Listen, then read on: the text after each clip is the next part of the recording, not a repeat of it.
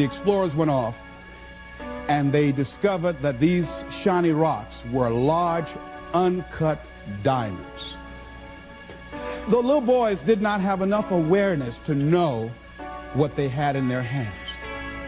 And many of us are like that. Many of us have genius within us. We have ideas that we use it for the company. We put in long hours, 60, 70 hours a week for the company store. We'll break our backs for the company. But when it comes to us, when it comes to using our genius in our own behalf, taking a chance with our own creativeness, acting on our own dreams and ideas, somewhere along the line we get paralyzed. We find some reason not to do it. Oh, I did that. I'm not as good as they are. I don't have their education. I felt inferior because I never had a college education. So I felt inferior. I thought people with college education were the most intelligent people in the world. I felt inferior and intimidated by them. So I wouldn't want to speak before people that had more education than I did. Why? Come on, Les, you can do that. Oh, no, I can't. Les, you're a good speaker, man. You can just communicate with people, period. Well, I'm not, there's just some things I just don't know. And can I pass? Get somebody else. I got a friend, man. This guy has a master's degree. He's real good. Get him. But I'm not the one to come speak to that group. See, I didn't know what I had in my hands. And fortunately, I had somebody around me who saw what I had and was willing to work with me until I could see it too. See, that's what many times we have to have. Somebody could look beyond our faults and see our needs. And hold that vision until we are able to capture that vision ourselves. How do we handle some fears? I was talking with my friend Pat Johnson, who's the president of Begin Within Seminars. Think about some major fear you have. Here's one thing she said, which is good. She said, Les, if you got a real major fear, she said, take a deep breath and see yourself strong enough and more than able to handle that fear, whatever it is. Everybody take a deep breath. Whatever that fear is, just feel that you have the strength and the power and the capacity to handle it. Another friend of mine named Ron Weiner, he says, when I'm confronted with a fear, I just practice the art of looking beyond the fear. I go behind it and see it already completed, see it already resolved. And then I carry myself accordingly as if it already is taken care of. That dispels the fear for me. Another friend of mine by the name of Jack Wilson said, when I experience fear, I think about when I was in Vietnam and what I handled back then, and I look at what I'm dealing with right now, and the fact that I survived that, the fact that I had other kinds of situations that were close calls, or that I was overwhelmed with fear, and I came through it, then I look at this and says, this is nothing here. And we've all had that experience, what Jack had. How many of you had some situations that you were in that you're overwhelmed with fear? You didn't know how you're going to come out, how you're going to survive, and you did. You survived and you didn't die. Raise your hand if you survived, all right? So what you got to do, whatever that was, whatever that state of consciousness, whatever that self-confidence that you had, however you stood up within yourself, here's what we know, you survived. Here's what we know, you're still here. You didn't die. Hello, you did not die. You didn't die. You hear that? You didn't die. You're here right now. You got it and you handled that fear. You kicked it out of there. All right? Remember that play Color Purple? I remember when Albert told the girl she couldn't go with Sugar. He said, where you going? This girl been wanting to all her life live her dream. But she was afraid. She felt incompetent, and he had beaten her down, and her self-esteem had eroded. He said, where you going? You can't talk. Sugar can talk. You ugly. You dumb. Sugar got class. You ain't got nothing. Where you going? You ain't going to make it. You're going to fail. She said, look here. I might be ugly. I might be dumb. I might can't talk. She said, but I'm still here. I'm still here. And so as you begin to look at the fears in back of you, you came through those fears, and you're still here. See, that's a testament about how powerful you are. And so whatever the volcano is, you have the capacity to take that volcano on, the capacity to jump in it and find your true identity. Here's another thing that keeps a lot of people from taking on the volcanoes and jumping into the challenges that they're confronted with. The fear of making mistakes or not feeling good enough. Guess what? You're going to make some mistakes. You're going to make a lot of mistakes. Guy said this, and it's true. He said, the person who has never made a mistake hasn't done anything. If you're going to make some mistakes, if you want to do something out here, you're going to fall flat on your face. You're going to be criticized when you come out into the arena called life. You're going to feel awkward and stupid and dumb sometimes. It goes with the territory. But it's okay. What's important is that you bring your stuff out here. Are you good enough? Prepare yourself. See, there's no substitute for competency. A positive attitude won't get it. Being enthusiastic won't get it. So you got to prepare yourself. You've got to develop yourself. You've got to practice. You've got to work. You've got to do your homework. You've got to do your research. See, a lot of people have a yes, I can attitude, but a no, I can't aptitude. And competency builds confidence. And confidence feeds into competency. See, the better you become, the more confident you feel. And the more confident you feel, the better you want to become. You realize that you have no ceiling. That you can better whatever you've done so far. You can go beyond that. You don't become cocky and arrogant, feeling that you've already arrived, as most people have. And that's why they've settled for less than what they rightly deserve in life. Because they feel they have arrived, and they say, well, I can rest now. I can rest on my laurels now. I've made it. No. As long as you're breathing, you got some more work to do. There's something else for you to achieve. The publisher of USA Today said that unless you've made some major mistakes in life, you haven't started living yet. So a lot of people, if you've never made any major blunders, made some major mistakes, lost some serious money, taken some serious risk, you haven't started living yet. You don't call that living. Not rocking the boat, going through life quietly, tiptoeing safely to an early grave. No. You got to take some chances. You want to bring some adventure to your life. Repeat after me, please. I will develop myself. Sharpen my skills. I'm good. Better than good. And better than most. Shake somebody's hand on your right and left and say, keep getting better. Keep getting better. Keep getting better. Keep getting better. Here's something else. See, a lot of people, because they don't want to make any mistakes, it takes us to the next level. A lot of people don't want to fail. Fear of failure, fear of success, and guess what else? Fear of the unknown. I saw a guy last week, came up to visit me, haven't seen him for years. Bob Boyd from Columbus, Ohio. Bob Boyd introduced me to motivational tapes. Introduced me to a lot of motivational speakers and positive thinking, and a multi-level marketing company at that time called Bestline Products had an inspirational leader named Bill Bailey. Jim Rohn was in that as well. And so Bob Boyd, that folded.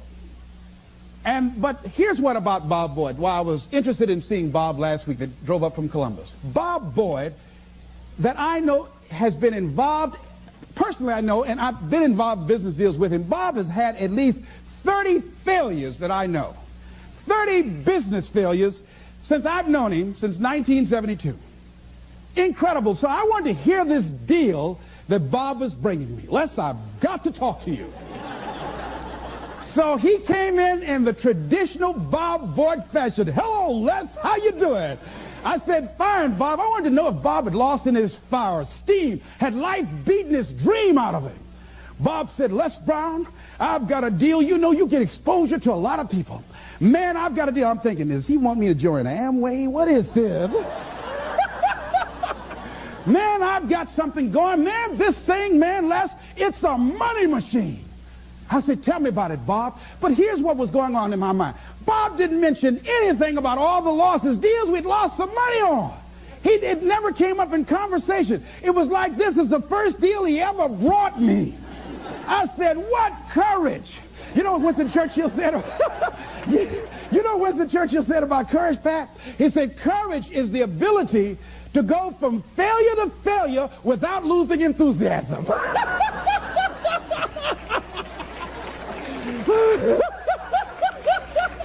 So you want to courageously hold on to your dream and not lose enthusiasm. See, Bob has not internalized failure. Things just didn't work out the way he wanted them to work out. He's still looking for his pot of gold at the end of the rainbow. And he was so fired up, traditional Bob Boyd fan. He took his coat off. Les, let me tell you something, man. You've got to see this deal. With the things you're doing, you're now on PBS. My God, Les, you'll make a fortune. Man, I just can't wait to tell you about it. I said, tell me, Bob, tell me. When he got to talking, I said, Bob, I want to be a part of it. He said, now explain to me what I just told you. I said, I don't know what it is, but I want to do it. I want to do it. I didn't even know. I felt like the lady that was with Joe. Joe decided he's going to jump in the volcano. He said, I'm going to go with you. He said, oh, you can't go. She said, oh, I want to go too. See, you get fired up about something. People will come to see you burn. They want to go too.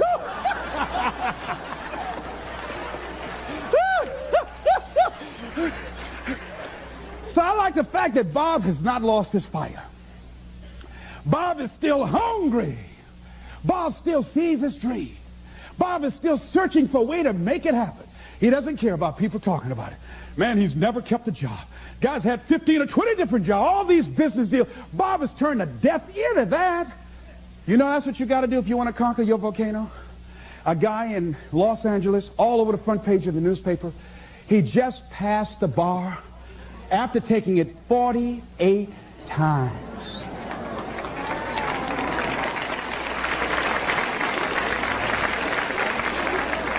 That bar was his volcano.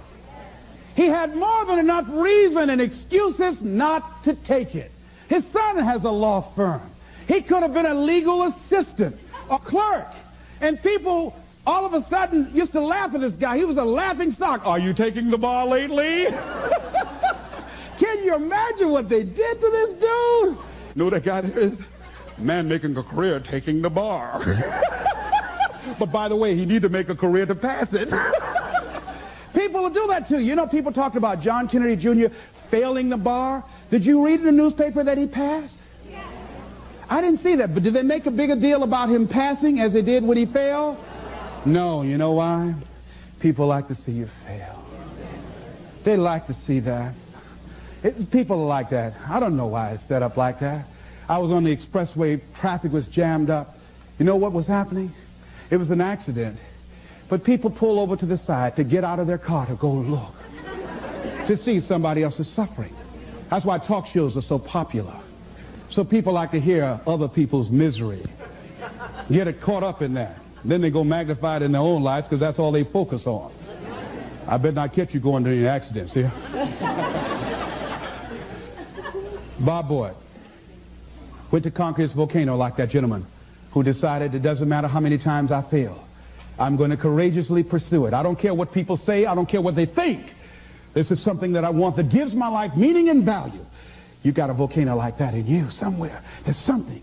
See, at some point in time, all of us have seen our destiny. I was 6 years old, a man by the name of Reverend Ed Graham, a Mount Zion Baptist Church in Miami. I was 6 years old right before Christmas. My mother was ill. We had no food in the house. And this tall, strapping man around 6'1" came to the door with a food basket in his hand. And he says, hello, is this the Brown family? My mother said, yes. I understand that you have 2 sons and a daughter and that you have no food. Yes, I'm from Mount Zion Baptist Church, and around Christmas time we pass out food baskets to needy families. Take the basket in behalf of the church and have a nice Christmas. And when he walked out, I said, oh boy, I'd like to be like that man. And I went to his church and I used to watch him speak, and tall and powerful and dynamic speaker, such eloquence. One of his favorite people was the poet Kipling, who wrote, if you can keep your head when all about you are losing theirs and blaming it on you. What eloquence he had. And I said, oh, I would hunch Wesley. I said, Wesley, I'd like to be like Reverend Graham. Boy, he's powerful. A friend of mine, Mildred Singleton, my former fiancée, she was with a school outing. But we're still good friends. She's at a... Y'all always dipping in my stuff, but anyhow. Somebody say, I'll take you, it's all right. But she was on a school outing, and they took her to a hospital, and she was in the operating room watching from a distance. and she saw someone working or doing eye surgery, and she says, that's what I want to do. She's just a teenager, and today she's an ophthalmologist. All of us have seen our destiny at some point in time, and we decided not to listen. We decided to ignore it and say, no, that's not for me. Life came in and slapped us side the head, and we stopped dreaming anymore. Bigger Thomas said, the impulse to dream has been slowly beaten out of me through the experience of life. And that's what causes many of us to give up on our volcano. The experiences and the challenges, the defeats, the disappointments, and the failures of life, that we decide to prematurely throw in the towel on ourselves, or to sell out on our true potential, sell out on living our dreams, feeling that we're not good enough, not wanting to make any mistakes, particularly if you're raised with a great deal of criticism. So you've got to be willing to prepare yourself and do the best you can, take your best shot, and let the chips fall where they may. And so as you begin to look at people become afraid of success because they feel they're not good enough, they can't handle it, the responsibility is too big. I've been there. And when you feel that way, you begin to unconsciously work against yourself to make sure that you don't get it. You begin to sabotage your own potential in a variety of ways, through procrastinating, through not taking care of business, not giving reports on time, not spending your time wisely, squandering your time looking at a lot of idle television, or spend all of your time lamenting and complaining about how bad things are, using your energy negatively rather than positively, complaining rather than producing. That's what we do when we're afraid of really making it. And when you're afraid of the unknown, when you're afraid to take that leap, when you're afraid to venture out there, that's a real challenge. I'm reminded about a little boy. Two little guys were out playing on some ice that was supposed to have been solid. And one of the little boys stepped on a thin area of the ice and fell in a hole. And as he began to start thrashing in the water, he began to move with the undercurrent to other areas of the ice, and his friend was there trying to help him, beating, hitting the ice, trying to save his friend. And he panicked, and he looked just a short distance away, and there was a tree, and he went and he ripped a branch off, and he came back trying to get his buddy out, and he just took the best he could and started scraping around the ice to make a circle. And when he did, he started beating on it and beating on it, and there all of a sudden the ice began to crumble, and he was able to pull his friend out to safety. When the paramedics finally got there, they saw what had happened, how thick the ice was. He saved the little boy's life, but what baffled them, they looked at the branch, and they looked at this little scrawny guy and said, how did he do this? It's impossible. They just went beating around the ice to see how thick it was, hearing the thumping sound. Said, how did he do that? I mean, it was a miracle that he was able to just take that branch and go around, make a circle, and beat the ice and pull him through. He's just too small. It's just impossible. And an old man standing around, hearing the conversation, stepped forward and said, I can tell you how he did it. He didn't have anybody here to tell him he couldn't do it.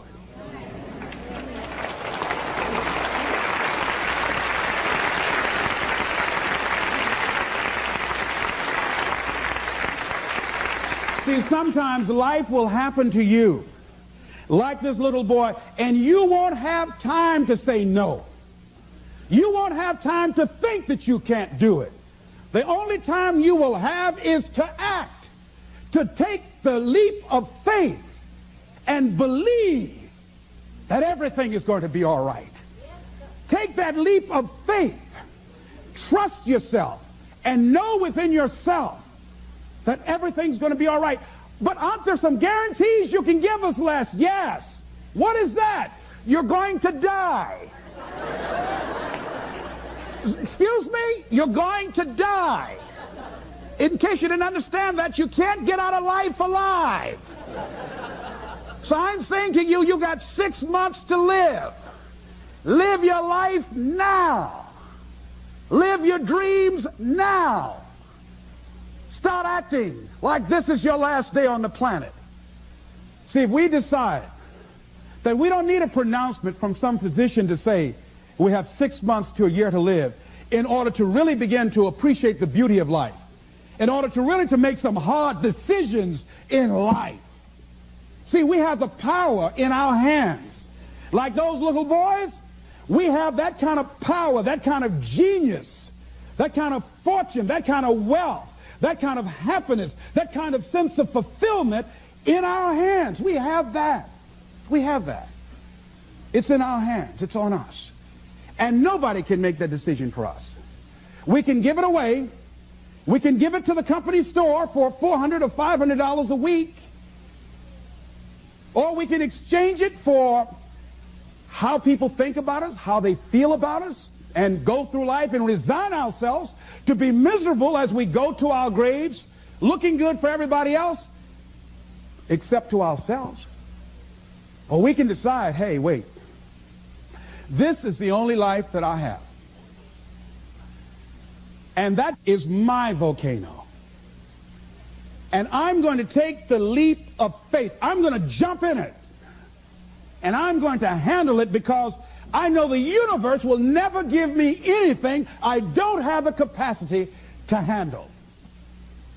See, I say to you that you've got the power within you to handle any kind of volcano in your life, regardless of how it shows up, regardless of any kind of challenge that you might have in your life. I say to you, you got that in you right now. Where will it come from? Don't worry. If you trust yourself, it will come to you at the right time in which you need it. If you believe and don't doubt in everything in you. There's something about life, I believe, that when a person resolves within themselves that this is how I give my life, this is how I'm forwarding myself into the universe. Dr. Johnny Youngblood out of New York, he said, I must live what's in me. This is why I've got to do this, Les. I must live what's in me. And all of us have something in us that we must live. And if we don't know what it is right now, we must create it or we must find it. All of us have this, whatever this something is that gives our life that meaning, that value, and that power, and that happiness. That happiness that a lot of people just wouldn't understand why you got to do it and why you got to take that mountain on. Don't you know, there be people who've decided that what they're doing is who they are. They've been acting this way for so long, they think their act is who they are. They've been evading themselves so long and tell that mediocrity is natural to them. They won't understand you. They won't understand why you've got to go and do what you got to do. Why you might have to change cities or you got to get another job. Why? What's wrong? This job is paying good. It's not to pay. It's not always the money. Yes, I need money, but I need something else other than money. I need some peace of mind. I need some fulfillment within me. It's not giving me what I want. No. Well, what is it? I don't know. Why you got to go? Why you going now? I don't want to live this anymore.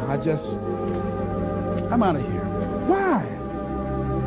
I don't expect you to understand.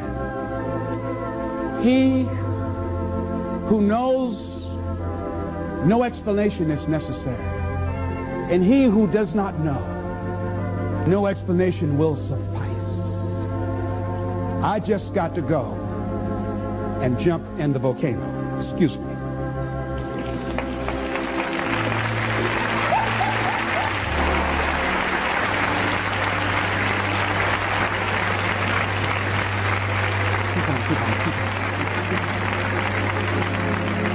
So I say, design your life so that it makes sense to you. It might not make sense to anybody else, but it makes sense to you.